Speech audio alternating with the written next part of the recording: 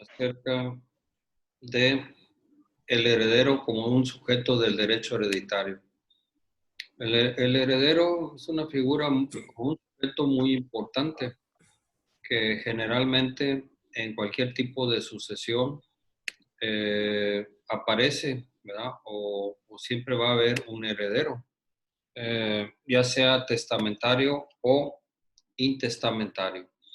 El heredero testamentario pues, es cuando el autor de la herencia deja un testamento, ¿verdad? Hace un testamento y ahí instituye a sus herederos y legatarios. Eh, entonces, ese será un heredero testamentario. El heredero intestamentario, acuérdense que ese lo establece la ley, ¿verdad? Por disposición de la ley, dice que pueden ser herederos legítimos o intestamentarios por razón de parentesco, por razón de matrimonio o concubinato en algunos casos. Entonces, la ley determina quién va a heredar a esa persona que murió intestada, que al morir no dejó disposición testamentaria o un testamento. Dijimos que el heredero, en los casos que sea, ¿verdad? Llámese testamentario o intestado, es un adquiriente a título universal. Adquiere la herencia a título universal. ¿Esto qué significa? Bueno, significa lo siguiente, que el heredero recibe la universalidad de los bienes del autor de la herencia. Ahora, esa universalidad, ¿a qué se refiere? Se refiere a la totalidad del patrimonio del muerto. Generalmente, el heredero siempre, por ley, va a recibir los activos y va a responder de los pasivos. ¿Qué es un activo? Bueno, pues los activos, según la contabilidad, pues vienen siendo los activos de un patrimonio, desde luego, vienen siendo los bienes muebles, los bienes inmuebles, algún derecho, ¿verdad? Pues puede haber distintos derechos, accionarios, ¿verdad? Puede haber acciones, puede haber inversiones, puede haber, no sé, ¿no? Hay una serie de derechos, inclusive de tipo real. Los derechos reales, acuérdense que son el uso, el usufructo, la servidumbre, la habitación, entre otros. Esos son derechos que a la muerte del autor de la herencia, eh, pueden subsistir, ¿verdad? En un momento dado. Eh, entonces, aquí, ese sería los activos, entre otros. Y los pasivos vienen siendo las deudas, cargas o obligaciones. O sea, de todo tipo de deuda, ¿verdad? Mortorias, de plazo, eh, de vencimiento pronto o a largo plazo, de alguna obligación alimentaria, alguna obligación de real, ¿verdad? Inclusive. ¿Qué sucede si, por ejemplo, Alfaro tiene este, un derecho real de servidumbre sobre las propiedades del difunto, ¿verdad? A su favor? Él tiene necesidad de pasar por el predio sirviente que perteneció al muerto. Pues se tiene que respetar, ¿verdad? Esas son obligaciones que se tienen que respetar. No por la muerte del dueño del predio sirviente, termina la servidumbre, no, esta continúa. Y a favor del, del dueño del predio dominante. Entonces, una serie de obligaciones y una serie de deudas que forman el total del patrimonio de una persona. Entonces, el de cuyos, al dejar activos y pasivos como parte de su patrimonio, estos pasan al heredero. El heredero es un adquiriente a título universal porque recibe la universalidad del patrimonio del muerto. Recibe activos, ¿verdad? Bienes, derechos, pero responde de los pasivos, deudas, cargas u obligaciones. ¿Sí? Entonces, a eso se refiere de que el heredero sea considerado como un adquiriente de la herencia a título universal. ¿Verdad? O sea, porque recibe la totalidad del patrimonio del muerto. Y el patrimonio del muerto está compuesto de activos y de pasivos. O sea, de bienes, derechos, pero también hay deudas, cargas u obligaciones que se tienen que cumplir. Y en el caso del heredero, él sí responde de acuerdo a la ley de esas deudas, cargas, obligaciones. Pero esa responsabilidad no es, eh, este, vaya, de que él tenga que disponer de su propio patrimonio para responder de esas deudas o obligaciones, no. Es hasta donde alcance a cubrir el patrimonio del difunto. ¿Sí? No, por eso también el heredero recibe la herencia bajo el beneficio de inventario. ¿Esto qué significa? Que se tiene que inventariar todos los bienes pertenecientes al autor de la herencia en su totalidad, ¿verdad? En activos y pasivos. Siempre cuando se hace un inventario, esto sucede dentro del procedimiento sucesorio. Dentro de un juicio sucesorio, llámese testamentario o intestado, hay una sección que se llama de inventario y avalúo.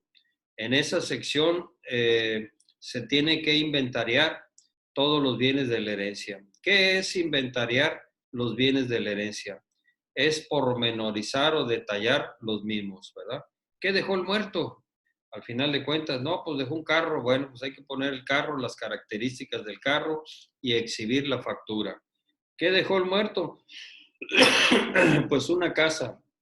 Entonces hay que decir la ubicación de la casa, las características de la casa, del inmueble y agregar el comprobante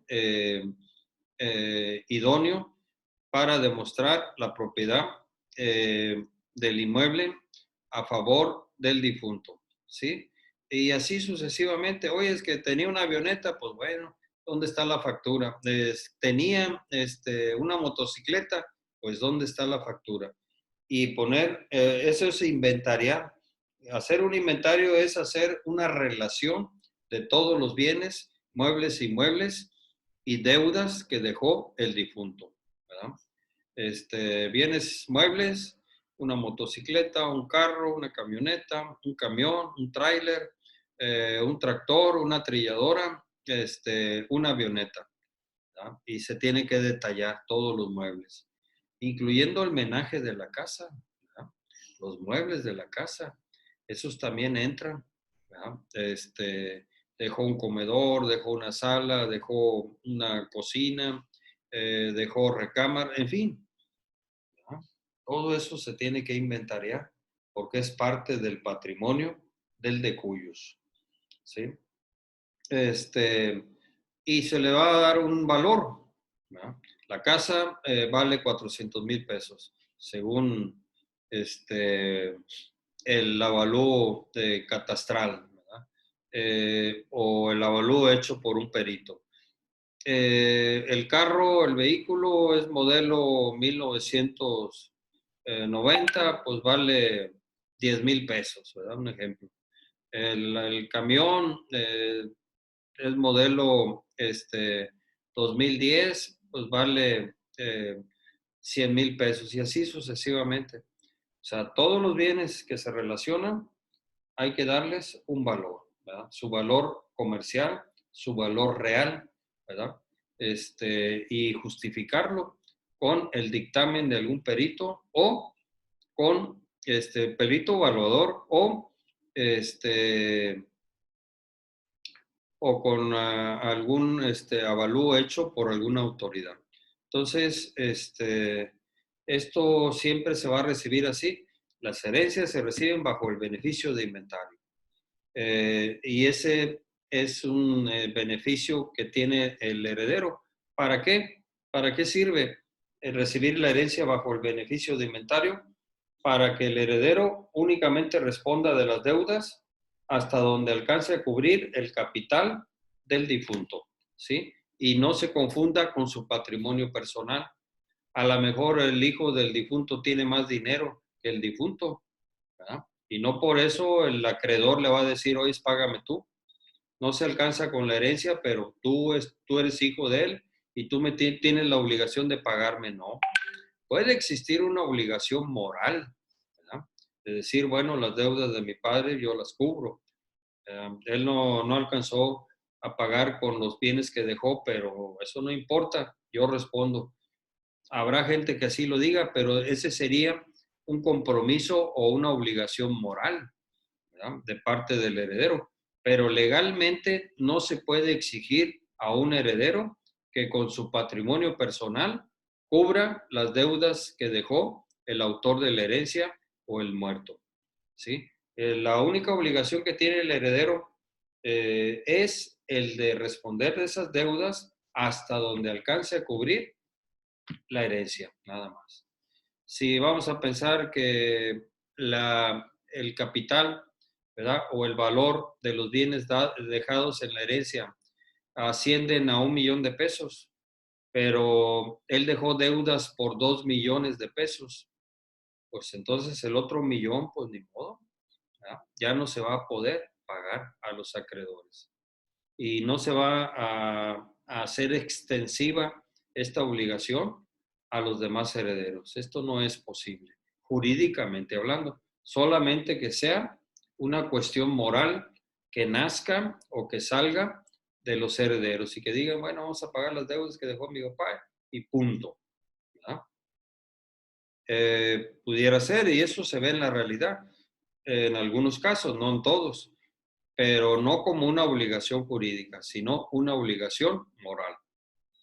Entonces, sí está claro que es el heredero como adquiriente a título universal.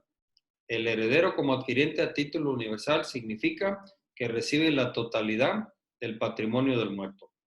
Pero, así como recibe el capital, el derecho, los bienes, también responde de deudas u obligaciones.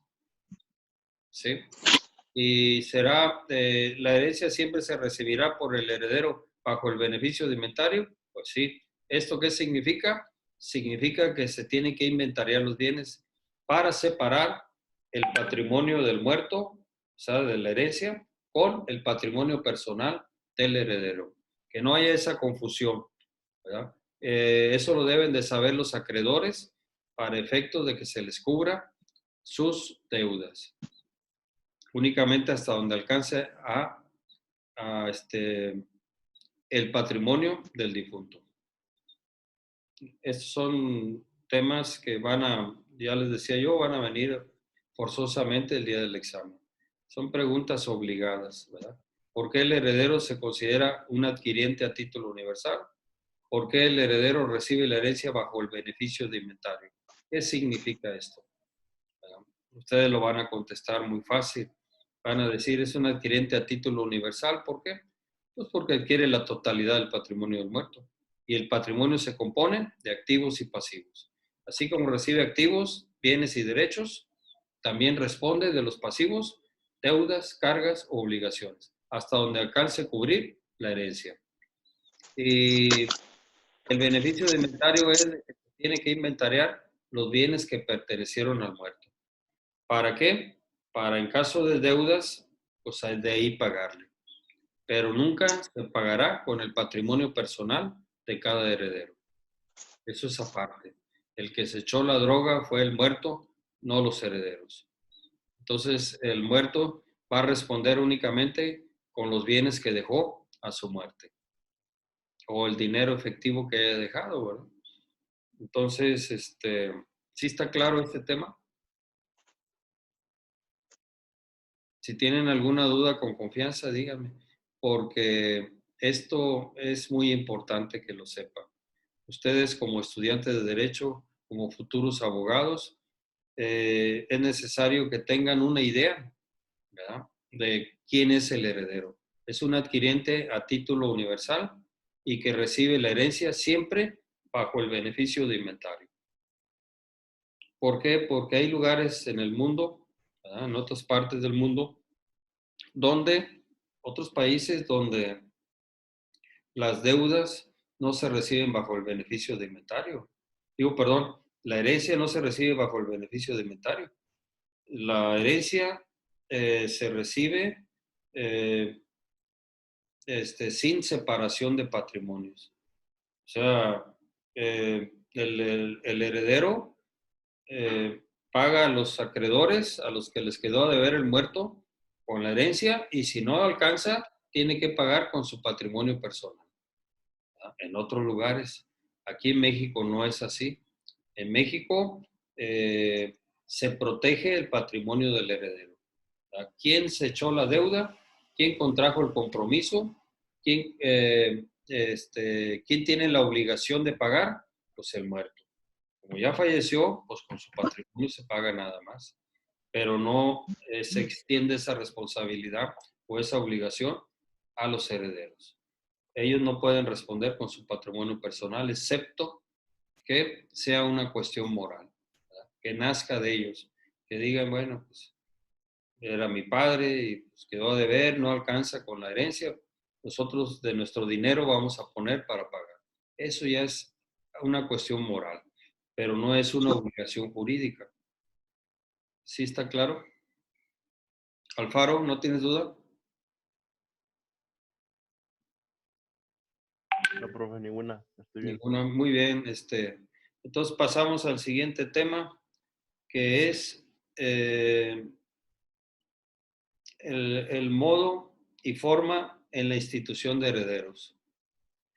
O sea, el modo y forma en que deberá de hacerse la institución de herederos. ¿Qué es una institución de herederos? O sea, ¿qué debemos de entender por institución de herederos? La institución de herederos es cuando se crean o se constituyen a los herederos. Generalmente va a ser por testamento. Acuérdense que si muere una persona intestada, la ley dice quiénes van a heredar al difunto, ¿verdad?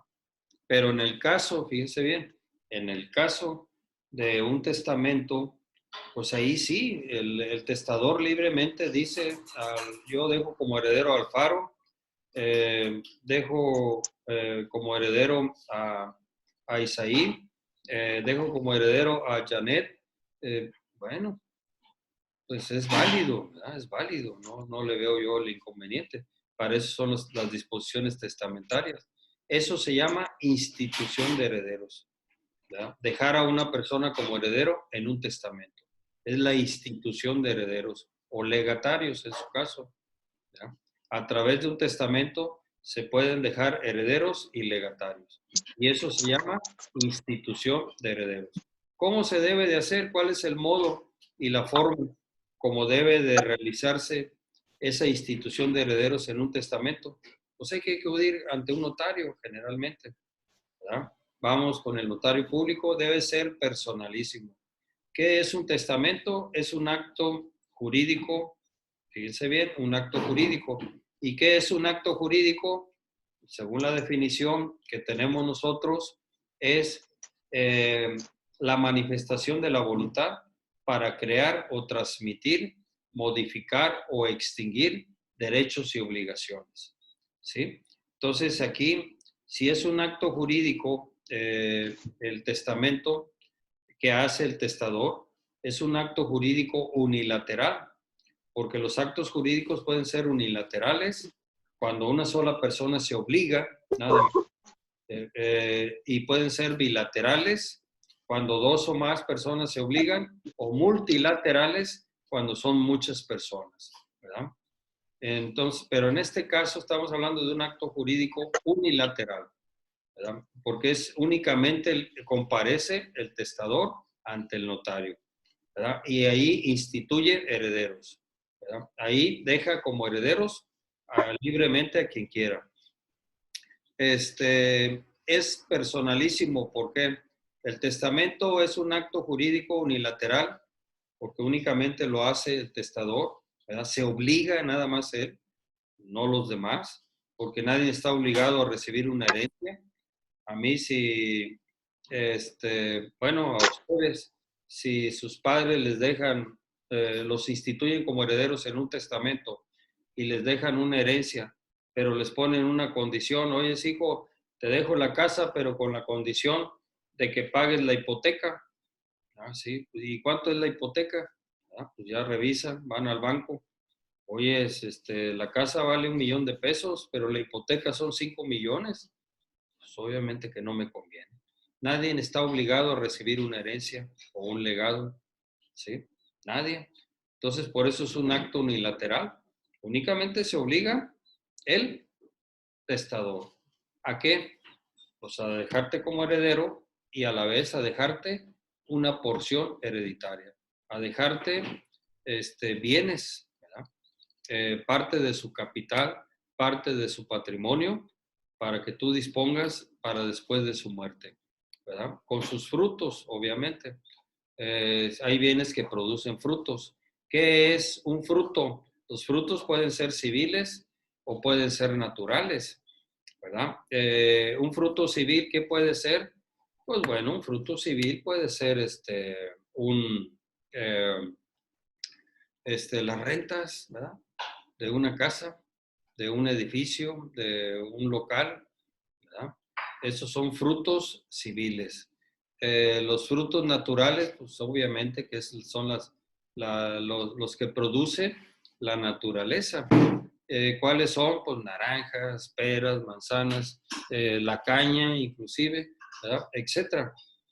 Entonces, de esos frutos, pues también nacen los frutos civiles, ¿verdad? Ustedes producen caña, la llevan al ingenio del Mante y al final, ¿qué les dan a cambio?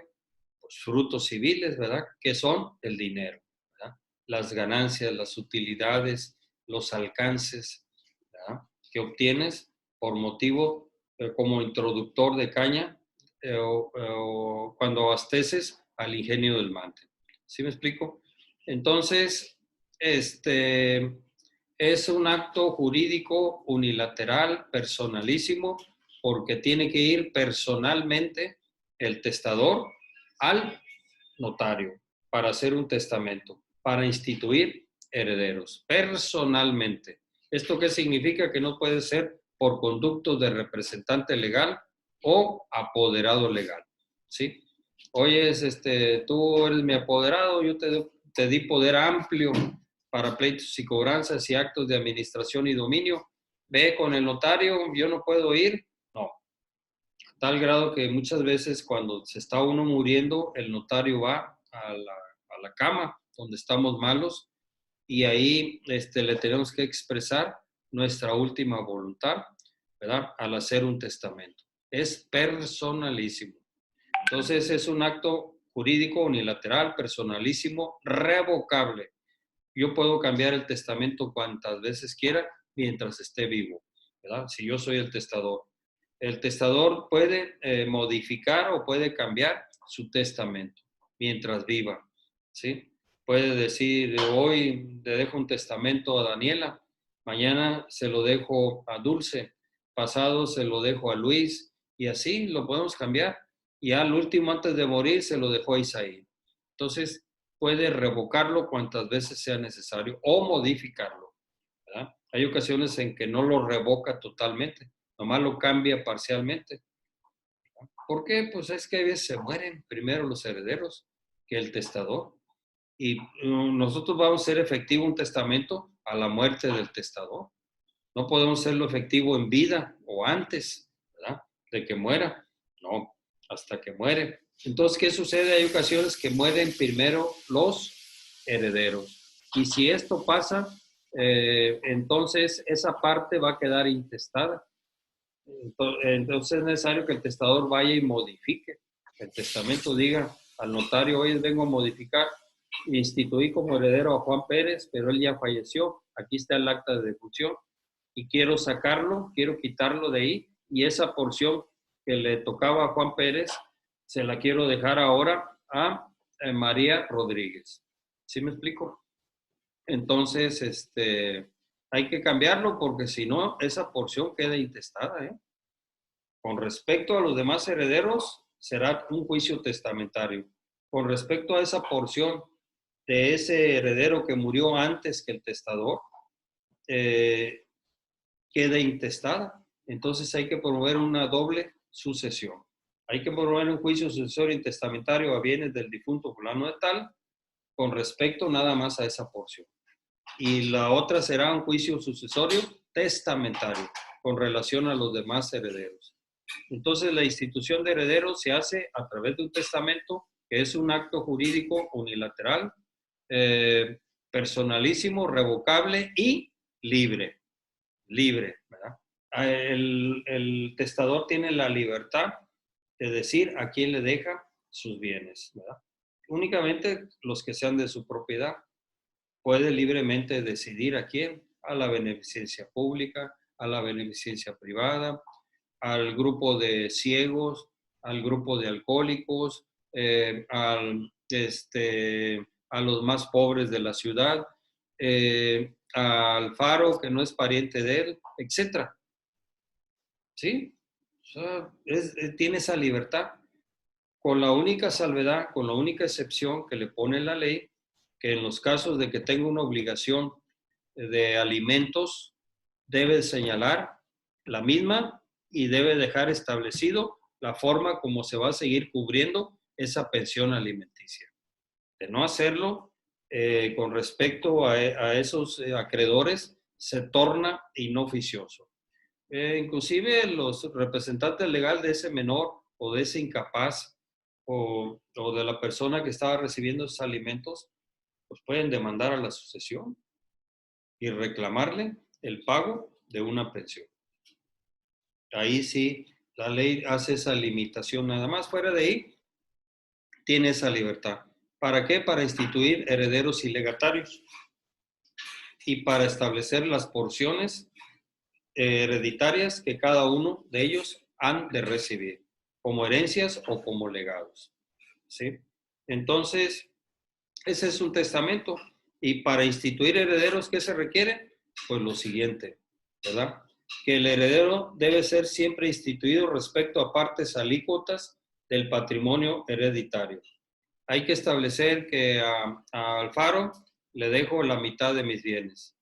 A Dulce le dejo una cuarta parte de mis bienes. Y a Daniela le dejo la otra cuarta parte. ¿Sí me explico? Entonces, pues se puede establecer por partes alícuotas del patrimonio que deja el muerto. ¿Verdad? Una quinta parte de mis bienes, de mi patrimonio, se lo dejo a fulano de tal. Una tercera parte a mangano de tal. La totalidad, ¿verdad?, de mi patrimonio se lo dejo exclusivamente a mi heredero único y universal, fulano de tal. ¿Sí? Siempre se debe instituir herederos señalando partes alícuotas, ¿no? A este heredero le dejo una cuarta parte, le dejo una quinta parte, le dejo la mitad de mis bienes, le dejo la totalidad de mis bienes. ¿Sí? El heredero debe ser siempre instituido designándolo por su nombre y apellido. Entonces hay que poner Juan Pérez López. Ahora, si hay homónimos en la familia, ¿qué es lo que hay que hacer? ¿Sí? Esto también es muy importante. En la misma familia hay homónimos. Yo los he visto, que coincidentemente el hijo se llama y se apellida igual que el papá. Entonces, o hay varios parientes, inclusive primos y demás, ¿verdad? Yo tengo un homónimo. Hay en Jico un señor más o menos de mi edad, que se llama Fidel Gallardo. Nada más que creo que él es Fidel Gallardo Aguilar, ¿verdad? Creo, ¿verdad? Yo no me acuerdo del segundo apellido. Yo soy Gallardo Ramírez. Coincidentemente los dos somos abogados. Él es abogado, yo también. Él sabe que yo existo y yo sé que él existe, pero no nos conocemos. Yo conocí a su papá, me lo presentaron ahí en el juzgado. en una ocasión, que fue como testigo cuando yo trabajaba en el juzgado civil de aquí del Mante. Por ahí me abordaron un sobrino el otro día a la salida del IMEP y me dijo, oiga, ¿usted cómo se llama? Porque me saludó una persona, ¿verdad? El licenciado Fidel Gallardo, ¿cómo está? Y pues él oyó el nombre y dijo, oiga, usted se llama Fidel Gallardo, yo tengo un tío que se llama igual y es de Jico. Entonces hay homónimos y en esos casos hay que establecer una característica más. Al que le decimos el negro, al que le decimos el flaco, al que es hijo de Petra y de Juan, ¿verdad? Etcétera. Otra característica más para evitar que haya confusión. Bueno, aquí le dejamos, se me acaba el tiempo. Nos vemos el próximo lunes. Que estén bien, cuídense mucho. Hasta luego. Gracias, profe. Gracias, profe. Nos vemos. Nos vemos. Gracias. Adiós, profe. Hasta luego, profe. Sí, hasta luego.